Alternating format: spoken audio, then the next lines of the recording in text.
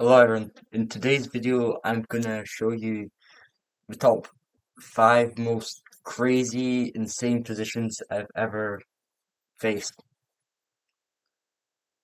And some of them are really crazy because of the actual game, but some of them are really good because of the moves that were played. So the first one is pretty recent, just a few hours ago.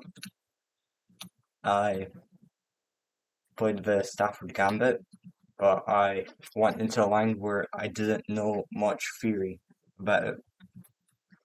So played this. I got my queen in at one point, but he my opponent kind of wanted to trade, but I didn't really want to trade as activity is the only thing I can have in this position. So I just dodged the trade and he played on for a bit. And my idea here was to like open up the king side so my queen can go in, and this bishop is pretty helpful, but this bishop isn't. But it will prove itself closer to the end of the game. Play like normally, and here he moves this queen in, pretty aggressive move, which is also a blunder. And here I blunder again as I could have just taken the knight, and after queen to here, after takes, I have my bishop to take with also. Yeah, so I take the pawn. All I wanted was a bit of activity, and he dodged it. I went here, and there was just like pretty good move, which was Josh Queen A8. As after take with the king, he promotes to F8. But here he went a bit greedy and promoted immediately. And I was so close to mating, but I played bishop to b3 check. I guess I was a bit low on time. And here I had another opportunity to get pretty close to mate, but I just went queen b1. He went there. And then he moved king to f3. Bishop d4 is the best move. King to e3. Now I have this really cool sacrifice.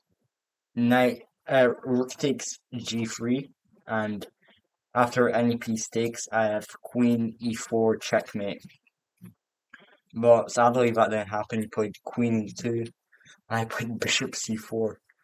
Again, blundering. King f3, bishop d5.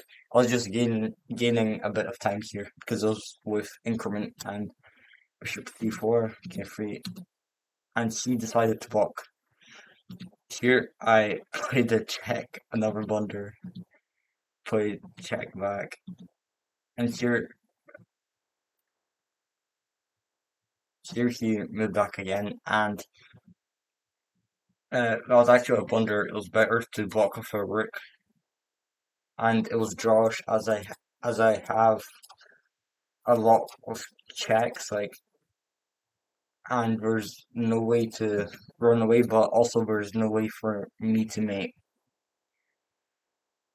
And yeah, I played bishop a5, and that was a really close game, as you can see by the computer analysis. We both had over 100 centipawn loss. I had 10 blunders. My opponent had 12. I had 12 inaccuracies. It was actually crazy. So the next match is a game that I played not in the tournament, just in quick pairing. And here you can pause the video and guess what the best move may have been.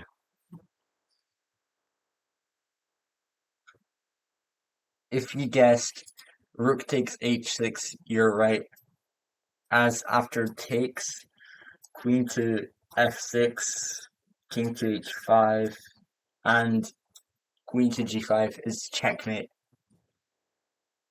And after that, my opponent had to not take. He played the best move, knight to e5, and I played rook h7, which is what wins the queen.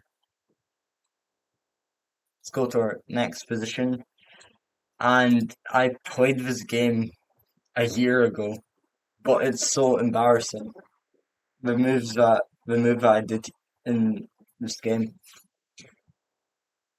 c4, e5, the English opening. Go knight c3, knight f6, g3, knight c6, bishop g2, knight d4, e3, knight c6, d4. Yeah, it's a pretty standard position. I mean, I like my position, and here I decided, why not put my knight on d5? It takes a pretty aggressive position. I mean, targets the c7 pawn. Why not like trading? I just need this knight to be more active. Maybe I get to put my knight on c3. I played the move knight to d5. And here I blundered my queen. Just queen takes d3. My opponent's up a queen, and I have almost no compensation, like absolutely zero compensation for this position. So yeah, I just want to show you this really funny game. The next game I'm going to show you was absolutely crazy. I was playing against a 3,000 rated player, Grandmaster, Sergei Zhigalko, one of the best players on probably on Chess and in the world. And let's start from the beginning of the game, and I'll show you it in real time since it was hyperbolic. So we can see it's a quick opening.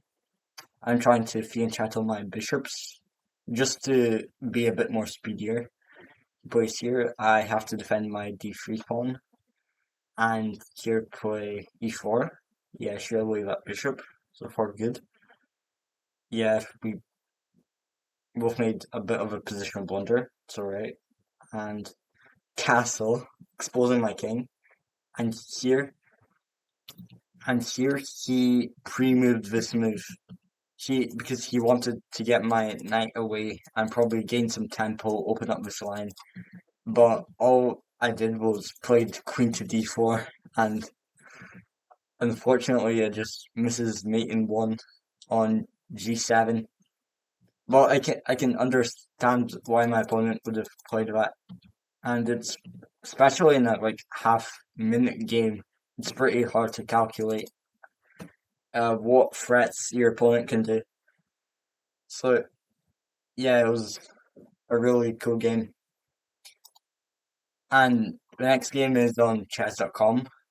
I was playing black against person my rating, and d4, knight f6, c4 6, just a standard queen's gambit declined, and played on. And I think, yeah, my opponent kind of missed h6. He should have probably taken the knight, but I think he wanted to expose my king, so it went bishop to h4. I played g4, and there's actually a way to get out of this fork by taking the bishop on e6. I take with a pawn, obviously, and he goes back. Now, look how exposed my king is. He has both bishops on the board, a queen, both rooks are still on, and my king is in this weird formation, which is definitely unsafe. So I play king g7. At least I am saying, okay, I expose my king. I am gonna at least try to defend this h6 pawn. And then he played bishop c2, knight b6, and queen e5. He's threatening the g6 square, in which I say, okay, okay, go there. Because I decided, okay, I'm gonna give away a pawn. But at least at the end of the day, my king will make it to d7, and it's pretty safe there. I didn't think if I go in analysis. Okay, skip to what we were in. Yeah, so I think the best move was queen e8 as it blocks the g6 square. But I didn't really see that, so I played this, and a really embarrassing move. And we just went to this position where he's just way better. You can see here plus almost +7, which is definitely winning. And he played queen h7, which is a really bad move since I play rook to h8. He goes queen to g7. He is avoiding, of course, taking my rook because it's simple material values, but he misses this absolutely like insane combination. I play bishop to e3, check. He plays the obvious move, which I would have played too if I, I was if I didn't have much time to think. Which is king h1. That's the first move that goes into everyone's head, but it's actually not really good, as as just see all the lines there. One option is to block with a rook. One option is to go there, and one option is to go there. See if I go there. I just play rook to here. Oh, that doesn't work. Uh, here, here's actually still pretty much winning. +3 is a pretty solid advantage. And yeah, and the other move, rook blocks. I just take, and I'm basically up material, and he has no compensation. So he played this move, and here I can't believe I actually saw this combination. I played rook to h2, check, and he obviously takes. He hasn't got any other moves, and then I play queen to h4, check. It's absolutely really hard combination to spot. And thanks to me playing a lot of Puzzle Rush, I saw it. So anyway, I just wanted to show you these 5 positions that I played, and bye. See you.